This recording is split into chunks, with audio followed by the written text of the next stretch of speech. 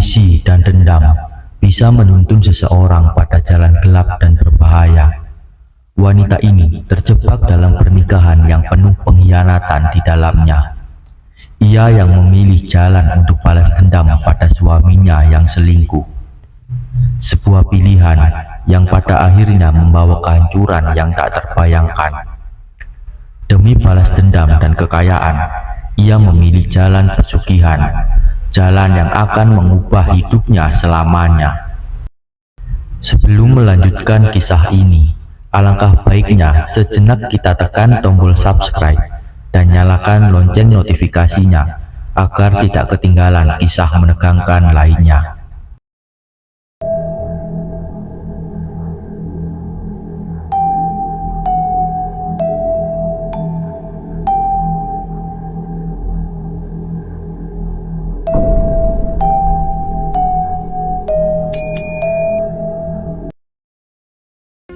Di sebuah desa kecil bernama Desa Sukamaju, kehidupan berjalan perlahan-lahan seperti aliran sungai yang tenang.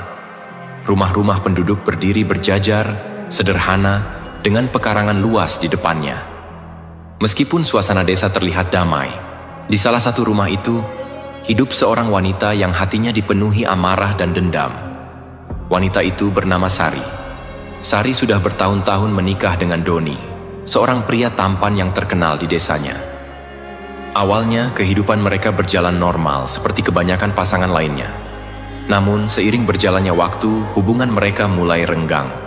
Doni, yang dahulu begitu perhatian, perlahan berubah. Dia mulai sering pulang larut malam, tak lagi memedulikan Sari, dan bahkan terdengar kabar dari tetangga bahwa Doni berselingkuh dengan beberapa wanita di desa. Sari hanya bisa memendam amarahnya. Setiap kali Doni pulang larut malam dengan bau alkohol yang menyengat, Sari mencoba menahan diri, tapi hatinya terus sakit. Pikirannya dipenuhi pertanyaan, apa yang kurang dariku? Mengapa dia tega berselingkuh? Namun, yang lebih menyakitkan lagi adalah Doni tidak pernah merasa bersalah. Suatu malam, ketika Doni pulang dalam keadaan mabuk seperti biasa, Sari memberanikan diri untuk bertanya. Suasana rumah begitu hening saat itu, hanya suara jam dinding yang terdengar jelas. Doni, panggil Sari dengan suara pelan, namun tegas. Kamu sampai kapan terus begini? Apa kamu nggak ingat kalau kita sudah menikah? Doni hanya mendengus, tanpa memandang Sari sedikit pun. Apa sih Sar? Aku capek. Jangan bawel. Sari menggigit bibirnya, berusaha menahan air mata. Ini bukan soal bawel, Don. Aku ini istrimu. Apa salahku sampai kamu begini? Apa kurangnya aku? Apa kurangnya rumah tangga kita? Doni, yang sudah setengah mabuk, menatap Sari dengan pandangan kosong. Kamu nggak ngerti, Sar. Aku cuma butuh kebebasan. Lagi pula hidup kita begini-begini aja. Membosankan. Membosankan. Kata itu seperti pisau yang menancap dalam di hati Sari. Ia merasa telah berkorban begitu banyak untuk pernikahan mereka, tapi Doni justru merasa bosan. Malam itu, Sari tidak melanjutkan percakapannya. Ia tahu, percuma. Doni terlalu mabuk untuk peduli. Sejak malam itu, pikiran Sari mulai dipenuhi oleh satu hal. Keinginan untuk membalas dendam. Dia merasa sudah cukup lama menjadi korban dalam pernikahan ini. Tidak hanya soal perselingkuhan Doni, tetapi juga masalah keuangan. Mereka bukan keluarga miskin, namun Sari selalu merasa hidup mereka biasa-biasa saja. Tidak ada kemewahan, tidak ada kebahagiaan, hanya hidup monoton dan penuh kekecewaan. Pikirannya mulai mencari cara untuk mengubah hidupnya. Namun, satu hal yang terus mengganggu pikirannya adalah bagaimana cara mengakhiri penderitaannya. Ia lelah dengan Doni, lelah dengan kehidupan yang terasa membosankan.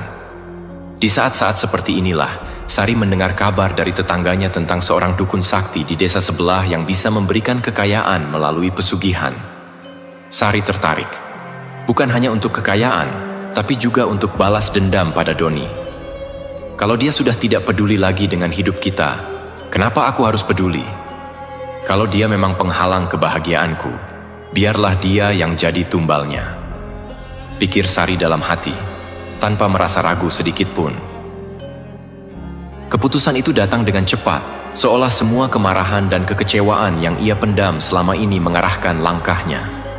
Malam itu, setelah memastikan Doni tertidur, Sari keluar dari rumah. Malam terasa lebih gelap dari biasanya, angin berhembus dingin, membuat daun-daun kering di jalanan bergesekan satu sama lain. Desa sebelah tempat dukun itu tinggal berjarak sekitar 1 jam jalan kaki, tapi Sari tak gentar. Sepanjang jalan, ia terus berpikir tentang apa yang akan ia katakan kepada dukun itu. Apakah dukun tersebut akan menyetujuinya? Apakah ia benar-benar bisa memberikan kekayaan dan menumbalkan Doni? Pikiran-pikiran itu terus bergelut di dalam benaknya. Tapi semakin dekat ia dengan tujuan, semakin besar keyakinannya. Setelah sekitar 1 jam berjalan, Sari sampai di rumah dukun tersebut. Rumahnya berada di tengah hutan, agak tersembunyi di balik pepohonan besar. Rumah itu kecil, tua, dan tampak sedikit menyeramkan. Namun Sari sudah terlalu jauh untuk mundur. Dengan perasaan campur aduk antara takut dan penasaran, ia mengetuk pintu. Tak lama pintu dibuka oleh seorang pria tua.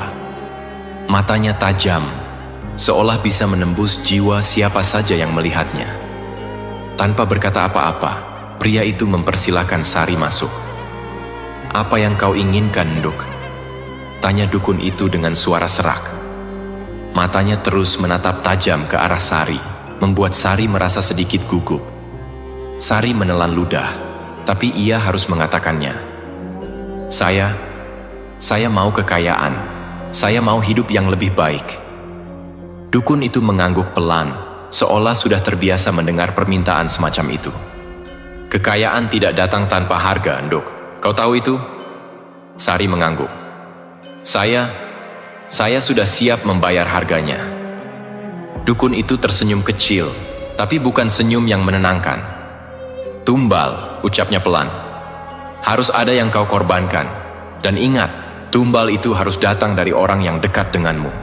Sari tahu ini akan datang, dan tanpa ragu ia menjawab, "Saya ingin suami saya menjadi tumbalnya." Dukun itu tidak bertanya lebih lanjut. Ia hanya memberikan syarat-syarat yang harus dipenuhi Sari. Ada beberapa ritual yang harus dilakukan, termasuk menyiapkan sesajen dan benda-benda tertentu. Namun yang paling penting adalah, Sari harus memastikan bahwa Doni mati dengan cara yang tidak mencurigakan. Setelah mendapatkan semua instruksi dari dukun, Sari pulang dengan hati yang berdebar-debar. Sebagian dirinya merasa takut, tapi sebagian lagi merasa puas. Ia tahu, Doni pantas mendapatkan ini. Suaminya yang selalu mengkhianati dan tidak peduli padanya, kini akan menjadi jalan bagi Sari untuk mendapatkan kekayaan. Beberapa hari setelah pertemuan itu, Sari mempersiapkan segalanya. Sesajen sudah disiapkan, dan Sari hanya tinggal menunggu saat yang tepat untuk mengeksekusi rencana. Malam yang ia pilih adalah malam di mana Doni pulang dalam keadaan mabuk, seperti biasa. "Sari, kamu masak apa? Aku lapar," ucap Doni dengan suara berat, sambil terhuyung masuk ke rumah. Ia jelas-jelas sudah terlalu banyak minum. Sari tersenyum lembut, menyembunyikan rencana liciknya. "Aku sudah siapkan makan malam buat kamu. Duduk saja, aku ambilkan." Tanpa curiga, Doni duduk di meja makan. Sari menyajikan makanan yang sudah dicampur dengan racun halus yang diberikan dukun kepadanya. Racun itu tidak akan langsung membunuh, tapi membuat korban terlihat seolah-olah mengalami serangan jantung. Doni mulai makan, dan beberapa saat kemudian, wajahnya mulai memucat. Tangannya gemetar, napasnya tersengal-sengal. "Sari, aku kenapa?" Suara Doni terdengar lemah, penuh kebingungan. Sari hanya berdiri diam, menatap suaminya dengan dingin. "Kamu pantas mendapatkannya, Don." Keesokan paginya, Doni ditemukan tewas di rumah. Tetangga-tetangga datang, dan polisi menyimpulkan bahwa Doni meninggal karena serangan jantung mendadak. Tidak ada yang mencurigai apa yang sebenarnya terjadi, terutama karena Doni dikenal sebagai pria yang sering mabuk dan tidak menjaga kesehatannya. Setelah pemakaman selesai, Sari mulai merasakan perubahan dalam hidupnya. Warisan bisnis Doni yang tadinya biasa-biasa saja, tiba-tiba berkembang pesat. Pelanggan datang tak henti-henti, dan uang mulai mengalir deras ke rekening Sari. Dalam beberapa bulan, kekayaan Sari meningkat pesat. Rumah sederhana yang dulu ia tinggali bersama Doni kini direnovasi menjadi rumah mewah, lengkap dengan perabotan mahal. Sari mulai menikmati hidup barunya. Ia membeli mobil, baju-baju mewah, perhiasan emas, dan mulai sering berpergian ke kota besar untuk berbelanja. Kehidupan yang dulu ia anggap membosankan kini berubah menjadi kehidupan yang penuh kemewahan. Ia merasa puas. Akhirnya, ini semua pantas untukku, pikirnya sambil tersenyum sendiri. Dalam cerita mistis pesugihan yang dialami oleh Sari, ia melakukan pesugihan tumbal, di mana seseorang harus mengorbankan nyawa orang lain sebagai tumbal untuk mendapatkan kekayaan yang besar dan mendadak. Pesugihan semacam ini melibatkan kekuatan gaib, biasanya melalui perantara dukun yang memiliki ilmu hitam. Orang yang menjadi tumbal haruslah seseorang yang dekat atau memiliki ikatan batin dengan si pelaku. Dalam hal ini, Sari menumbalkan suaminya Doni. Pesugihan tumbal adalah jenis pesugihan yang paling umum dalam cerita mistis. Dalam pesugihan ini, seseorang membuat perjanjian dengan kekuatan gaib untuk mendapatkan kekayaan. Tetapi sebagai imbalannya, seseorang yang dekat dengan pelaku harus dijadikan korban atau tumbal. Sari memilih suaminya, Doni, sebagai tumbal karena ia merasa suaminya adalah sumber penderitaannya dan juga sebagai bentuk balas dendam atas pengkhianatan Doni. Ritual pesugihan yang dilakukan Sari melibatkan pertemuan dengan dukun pesugihan yang memberikan arahan tentang bagaimana menyiapkan tumbal dan melakukan serangkaian ritual untuk menumbalkan Doni.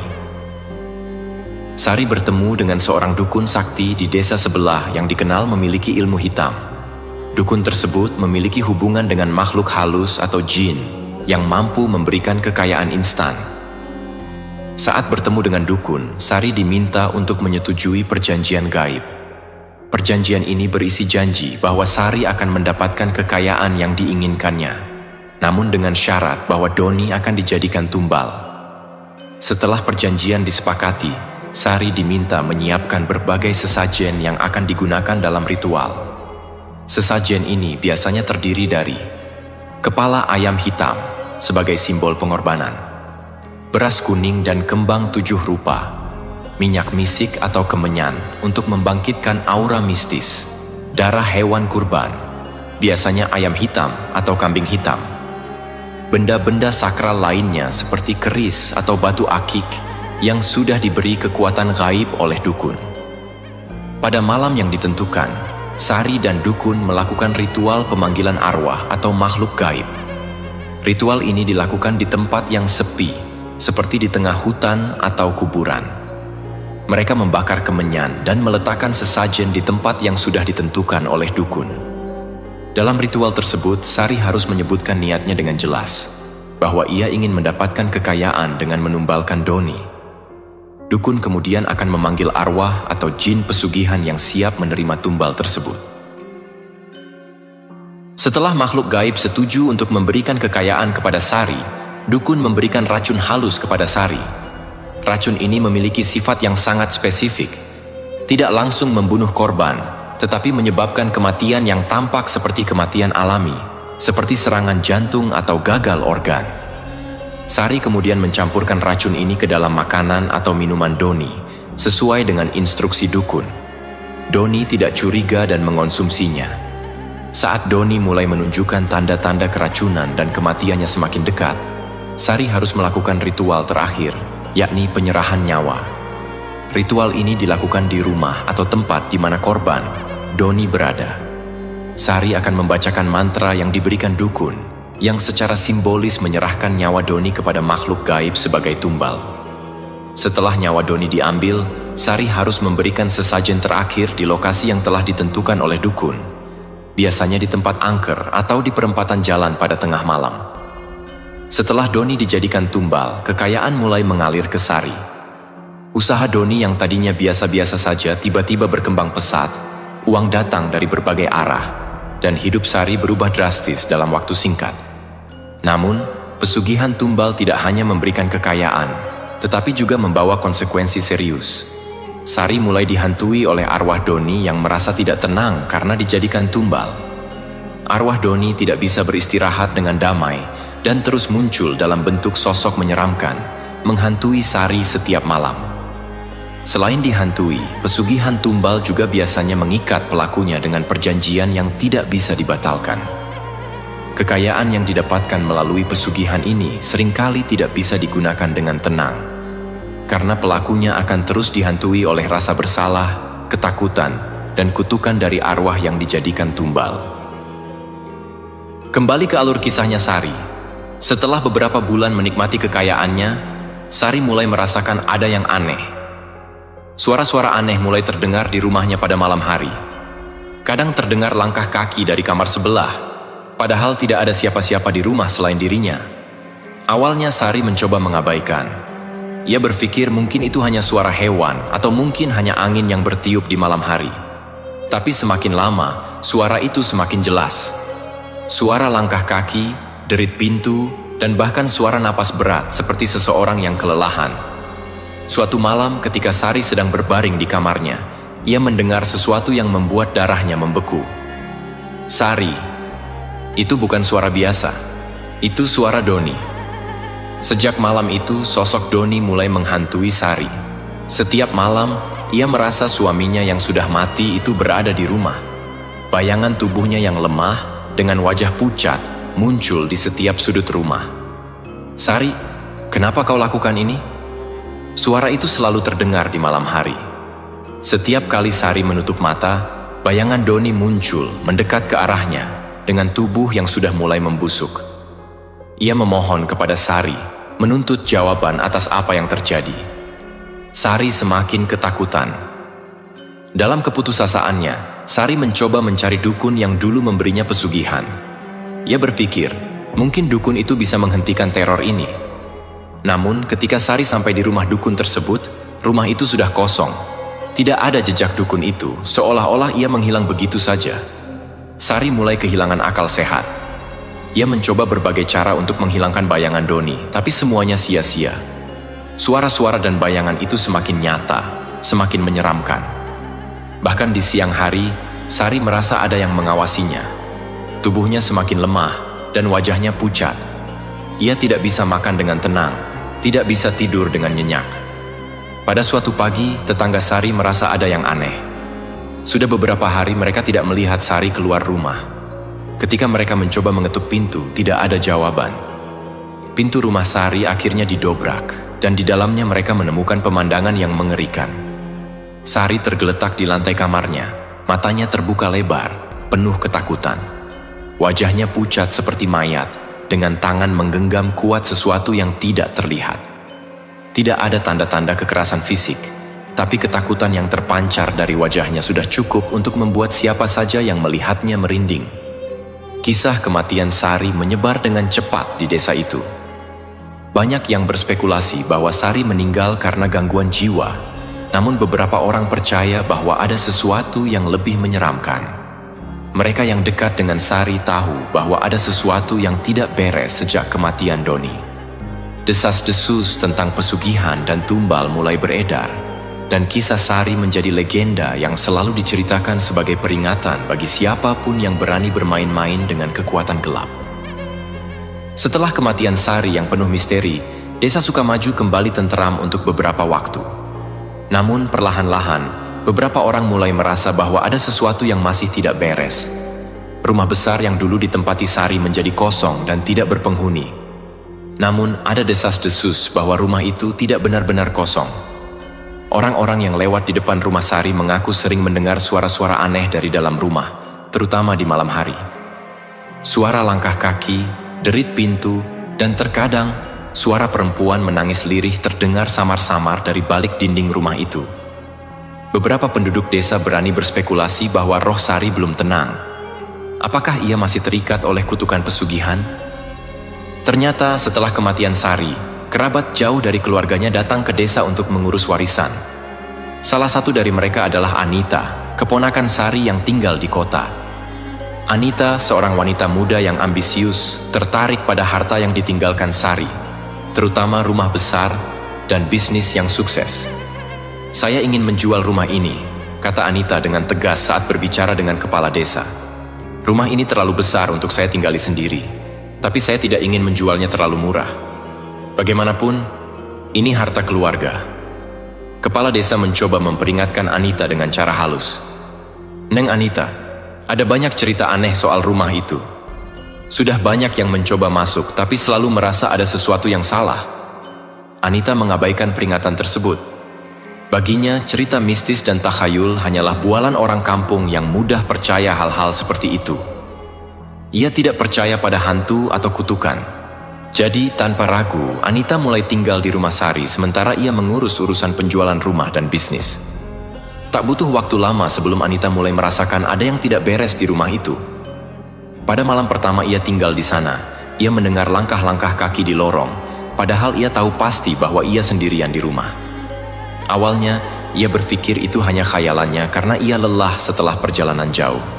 Namun, malam-malam berikutnya, kejadian aneh semakin sering terjadi. Lampu-lampu di rumah tiba-tiba padam sendiri, meskipun tidak ada masalah pada listrik.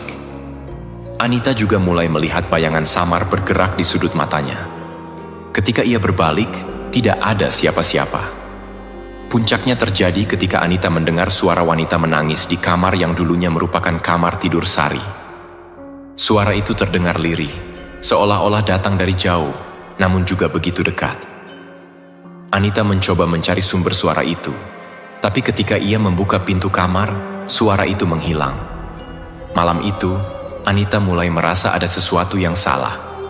Apakah ini benar-benar rumah yang dulu ditinggali Bibi Sari? Gumamnya, mulai meragukan keputusannya.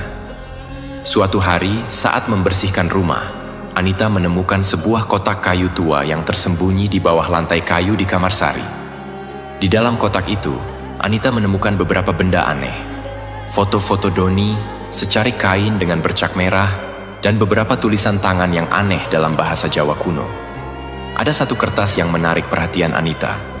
Kertas itu tampak seperti instruksi ritual pesugihan. Saat membacanya, Anita merasa ngeri. Instruksi itu jelas menggambarkan bagaimana seseorang bisa mendapatkan kekayaan dengan menumbalkan nyawa orang terdekatnya. Anita sadar, ini adalah bukti nyata bahwa Bibi Sari memang melakukan pesugihan dan menumbalkan Doni. Setelah membaca dokumen tersebut, kejadian aneh di rumah semakin intens. Anita merasa ada sesuatu yang terus mengikutinya di dalam rumah. Setiap kali ia berjalan di lorong atau masuk ke kamar mandi, ia merasa diawasi. Menyadari hal-hal yang semakin tidak wajar, Anita akhirnya pergi menemui Mbah Samin, tetua desa yang dikenal bijak dalam hal-hal mistis. Mbah Samin adalah satu-satunya orang yang bisa menceritakan semua yang terjadi pada Sari, termasuk pesugihan yang pernah dilakukan. Neng Anita, kata Mbah Samin sambil menatap tajam. Kutukan pesugihan tidak berhenti dengan kematian orang yang melakukannya. Ada energi gelap yang tetap terikat pada harta yang diperoleh dari cara itu. Kalau Neng tinggal di rumah itu, kutukannya juga akan memengaruhimu. Anita merasa kaget dan ngeri mendengar penjelasan itu. Ia mulai menyadari bahwa apa yang ia alami mungkin terkait dengan pesugihan yang dilakukan oleh bibinya. Mbah Samin memperingatkan bahwa jika ia tidak segera pergi dan meninggalkan rumah serta harta tersebut, kutukan bisa berlanjut dan berujung pada kematian seperti yang dialami Sari. Tidak ada yang bisa kabur dari bayaran pesugihan, lanjut Mbah Samin dengan suara berat. Setiap kekayaan yang didapat dari cara itu harus dibayar dengan nyawa. Dan jika tidak segera dihentikan, giliran Neng yang jadi tumbal berikutnya. Setelah pertemuan dengan Mbah Samin, Anita kembali ke rumah dengan hati yang gelisah. Ia tahu bahwa dirinya berada di ambang bahaya. Namun, keserakahan membuatnya sulit untuk benar-benar meninggalkan kekayaan yang kini menjadi miliknya. Pikiran untuk menjual rumah itu dan hidup dalam kemewahan terus menghantui kepalanya. Namun, semakin lama Anita tinggal di rumah itu, semakin besar tekanan yang ia rasakan. Suara-suara aneh semakin sering terdengar, dan bayangan Doni mulai muncul lebih nyata. Suatu malam, bayangan Doni bahkan berdiri di ujung ranjangnya, menatapnya dengan tatapan kosong. "Sari, Sari," bisik Doni dengan suara serak, seolah masih mencari penjelasan atas kematiannya. Anita menjerit ketakutan. Malam itu, ia memutuskan untuk meninggalkan rumah dan tidak pernah kembali. Namun saat ia berusaha keluar, pintu rumah seolah terkunci dari dalam. Lampu-lampu berkedip, dan sosok Sari muncul di cermin, dengan wajah penuh ketakutan yang pernah menghantui dirinya sendiri. Keesokan harinya, penduduk desa menemukan Anita dalam kondisi yang sama seperti Sari. Tewas di dalam rumah, dengan wajah penuh ketakutan dan tangan yang menggenggam kuat. Rumah itu kini benar-benar ditinggalkan, dan tidak ada satupun orang yang berani mendekatinya lagi. Kisah Anita dan Sari menjadi peringatan bagi semua orang di desa Sukamaju. Kekuatan mistis dari pesugihan tidak bisa dianggap remeh. Keserakahan dan keinginan untuk cepat kaya membawa konsekuensi yang mengerikan. Kutukan pesugihan itu mungkin tidak pernah benar-benar berakhir, dan siapapun yang berani mendekati harta yang diperoleh melalui jalan gelap, itu akan terjebak dalam siklus kematian dan ketakutan yang sama. Sejak kejadian itu, rumah Sari dan Doni berdiri kosong, dibiarkan menjadi reruntuhan. Penduduk desa hanya bisa berharap bahwa kutukan itu tidak akan mencari korban baru lagi. Dan begitulah akhir dari kisah Sari, seorang wanita yang terjebak dalam ambisi dan dendam, hanya untuk menemukan bahwa pesugihan bukanlah jalan pintas menuju kebahagiaan. Kekayaan yang datang dengan mudah selalu memiliki bayaran yang tak terduga, dan dalam kasus Sari, bayarannya adalah jiwanya sendiri. Pesugihan mungkin menawarkan janji manis, tetapi konsekuensinya bisa menghantui lebih dari sekadar hidup di dunia ini. Pada akhirnya, setiap keputusan yang kita ambil, terutama yang melibatkan kekuatan gelap, akan selalu memiliki harga yang harus dibayar, baik sekarang maupun di kemudian hari. Semoga kita semua bisa belajar dari kisah ini, bahwa kebahagiaan sejati hanya bisa diraih dengan jalan yang benar dan selalu bersyukur atas apa yang kita miliki. Tak ada jalan pintas menuju kesuksesan yang sejati. Usaha dan kerja keras serta kejujuran adalah satu-satunya cara untuk mencapai kesuksesan dalam hidup. Terima kasih telah menyaksikan kisah di channel kami. Jangan lupa untuk like, komen, dan subscribe. Pelajaran hidup apa yang bisa Anda dapatkan dari kisah ini? Terima kasih.